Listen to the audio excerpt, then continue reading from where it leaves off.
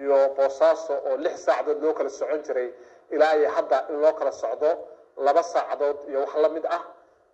runtii marka aad baa loogu liibaanay arrintaas waxay ka tahay wadadii marka inay noqoto waa ceeldaari ergaa wadadaan hadda markii aan u gudubnay oo madaxweyne Saciid Cabdullaahi Deni aan isla qaadanay in wajigii labaad ee daamurka lagu saari lahaa wadada la bilaabo oo loo diyaar garoobo waxaanu marka dib ugu noqonay wadadii in dib loo dhameystiro oo wixii baaba'ay dib loo hagaajiyo shaqadaas oo aan hadda bilownay muddo 3 bilood ka hor ah waxa iminka aan maraynaa 20 kilomitir in aan xidhnay oo ay yihiin 20 kilomitir ay u diyaarsan yihiin in subgrade-kii iyo daamurkii la saaro runtii qalabka oo naga kala dhinaa darteed shaqadaas oo aan hadda bilownay muddo 3 bilood ka hor ah waxa iminka aan maraynaa 20 kilomitir meeshaan 6 bilood ka hor baa la soo xidhnay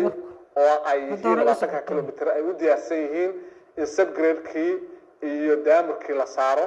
runtii qalabka oo naga kala dhinaa darteed duruufta dhaqaalaha oo adkayd ayaan qalab naga dhinaa oo ay ka mid yihiin pneumatic rollerskii marka laamiga la saaro wadada roolooyinkii taayirada badnaa iyo kuwii double drum-ka ahaa oo laamiga ku adkeynayay wadada oo hagaajinayay oo ku cadaadinayay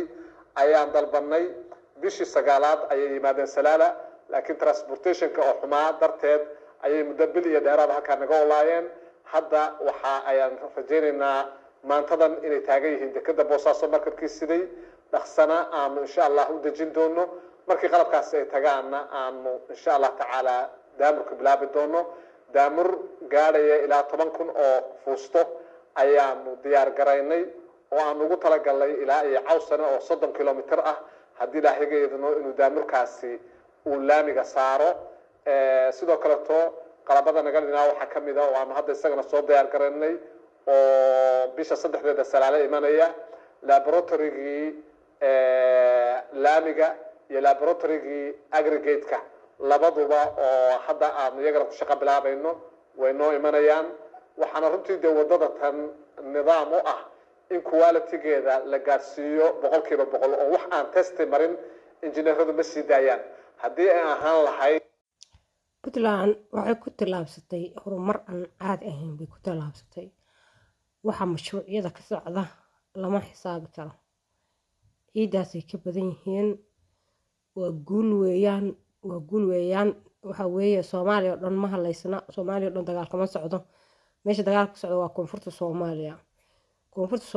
walaalahay waxaan leenahay Ilaahay ha hagaajiyo Soomaali galbeed waa fiican tahay Puntland waa fiican tahay